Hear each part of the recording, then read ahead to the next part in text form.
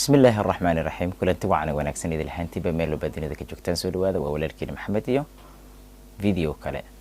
muuqaalkan waxaan idinku soo gudbin doonaa hab dhaqanka ardayga maalmaha imtixaanka ku soo dhaw yahay aad u laba jibaar wax akhriska adigoo adeegsanaya jadwal ku haga maada kastana u samee waqti aad akhriso waqtiga imtixaanka la samee saaxiibadaada isku fasalka tihiin akhris wadareed weydii waxaad garanayso isna weydiiya su'aalo maadooyinka aad akhrineysaan maalmaha imtixaanka iska jooji ama iska yaree isticmaalka baraha bulshada sida Facebooka, WhatsAppka iyo wixii lamid ah markaad wax akhrinayso kaligaaga hoos ka xariiqo wixii aad garan weysid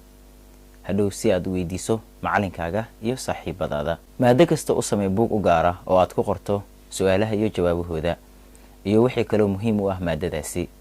iskuna day inaad xifdiso leelisyada jawaabahooda ka shaqee imtixaanadii aad gashay intii uu socday sanad dugsiyeedka sida imtixaankii termka half termka iyo sanadadii hore imtixaankii la galay haddii aad sanadkan tahay form 4 ama 8 si joogto ah u soo xaadir fasalka maalmaha naqtiinka ama markaasi muraajacada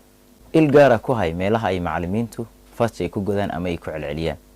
waana meelaha ugu badan ay markaasi imtixaanku ay ka yimaadaan su'aalahooda waxaan filayaa in muuqaalkan ka faa'iideysatay sidoo kale waxaan rajaynayaa inaad dadaalkaagii aad muujisay oo aad imtixaanka u fariisan lahayd waxaan idinkaga tagayaa sidaas. Assalaamu calaykum wa rahmatullaahi wa barakaatuh.